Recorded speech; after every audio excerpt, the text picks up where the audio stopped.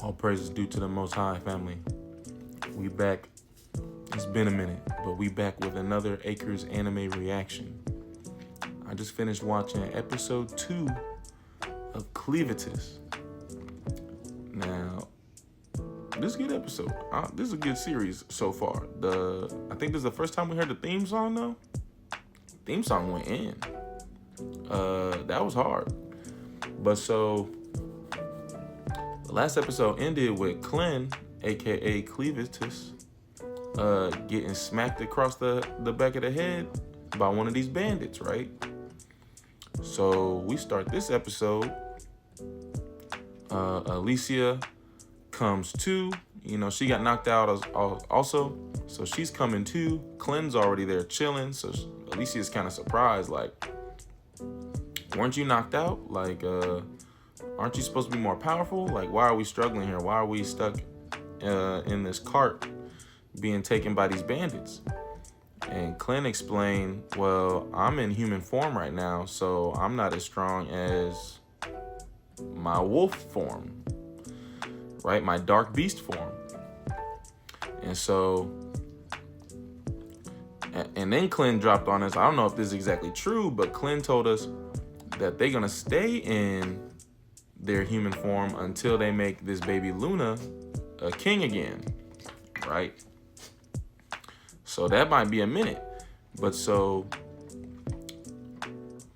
because what Clint is doing is, testing out humans, seeing what human nature is like to determine if they gonna take them all out or not.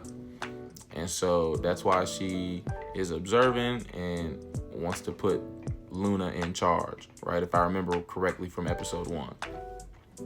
So Alicia explains, well, these are bandits. Like, you can't judge all of the human race off of how these bandits move, because they'll pull any old dirty trick at the drop of a hat, in order to get up. So basically we get to their camp and we find out, okay, these bandits are called Ravens. They call themselves the Ravens. Okay. Now, they said their leader was gone. I forgot his name, but so the second in charge is there. And so a couple of bandits take Alicia to the second in charge. And he peeped that they had the arcanocite, that red material that the heroes had their weapons made out of. And so he's saying, oh, well, I heard rumors that Clevatess destroyed the Hedon not village, but the kingdom. And so there's nobody left to make these arcanocite weapons. And so he's thinking, well, if there's less of those around and if nobody else can make them, he's like, then I can make a profit off of finding the weapons that you left behind when y'all lost to Clevatess. Because he's like, I know that the king sent 13 heroes. And here you are, you're one of them, right? Because one of them was a woman. So you can take us back and we can pick up those weapons and then we can sell them for a taxed price because nobody can make any more. Right? So that's his plan. And so he's basically tells the bandits, he's like, go ahead and take her away again, and come tomorrow, y'all go pick up those weapons. And so we revisit them at the end of the episode. Now, all throughout the middle here, is Clem and Luna. And so they basically made Clem just a slave boy. They're like, oh, he's strong. He just do as he told. He don't fight back. So let's keep him around. And then so Clem seen somebody, dang, I forgot her name, but Clem seen some woman who, because we looking for a wet nurse, right? We looking for somebody to feed this baby.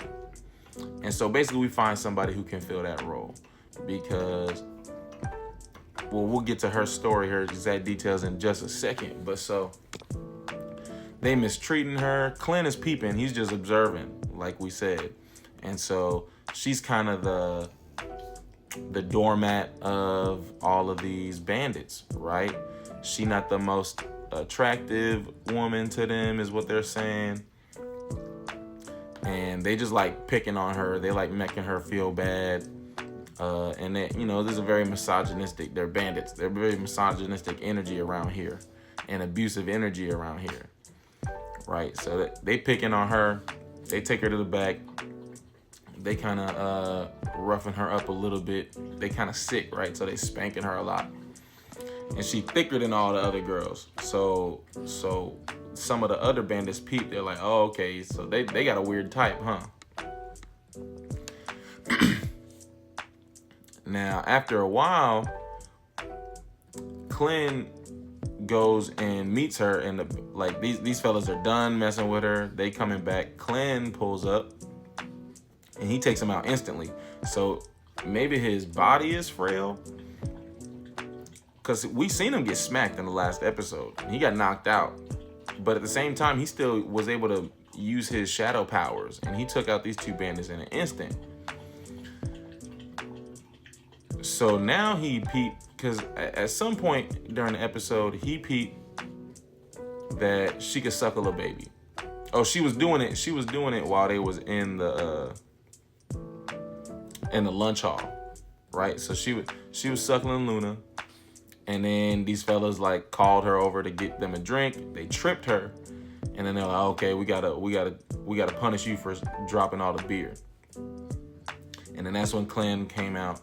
Took those dudes out, but he had already peeped that she can suckle Luna. She can feed Luna. And he asked, well, why is that? Because Clint is in human form, but he Clevatess. He the dark beast. So he's not understanding human anatomy. He's not understanding human behavior. So he's like, I understood that only a woman who had a baby could feed a baby like this. So where is yours? And then she gives us this tragic, horrible, sad backstory in which she had 3 stillborn babies. And she watched her mom, before that, even as a child, she watched her mom get abused. And then she said at 12 years old, her mom disappeared somewhere. She don't know where. And then when she grew up, when she matured more, the details are unspecific, but we know that she told us that she had 3 stillborn babies. And so that's why she can feed a baby. And so she was very depressed and after the first one, she's very depressed, very upset, very cold, very numb.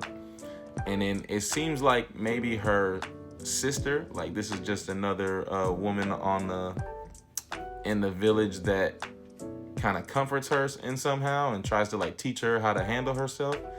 But so it might have been her. It's kind of hinted at, but we don't know for sure. But she's laying there depressed. Her baby didn't come, wasn't born alive. She said she's feeling cold, and then all of a sudden she felt this warmness. Well, the warmness came from this little infant who started suckling on her breast to eat. And so she consoles herself in that way. She said, well, if I can't really take care of my own babies, and there's other babies that need to be taken care of, well, I'll do that. And so Clint offers her, he's like, well, I'm looking for a wet nurse. You were feeding Luna. Luna likes you. Come with us. Or do you just want to stay here and be abused and be a doormat? And so she's not really understanding what he can accomplish and how he can help. So she rejects the offer. And that's kind of that for now, or at least this episode. Then we cut back to Alicia. And so they walking her, she walking them like to where these arcanocite weapons are. But on the way, we peep that there's a lake. And so we talking about this great hero that basically lost to these like giant dark beast piranha fish. And so they have slaves go in there and try to dig up his weapon that he dropped at the bottom of the lake. But they're piranhas, like they carnivorous, they're hostile, they're aggressive. And so we seen one guy try to save his woman, but that was unsuccessful. And then so they on a bridge as they walking and talking and having this discussion and watching what's going on. Some guy tries to attack her, and he's like, oh, I'm gonna have my way with you right now. And she jumps off the bridge because she like, well, Clint's curse is gonna make me immortal and I'm gonna survive this fall. And she fell.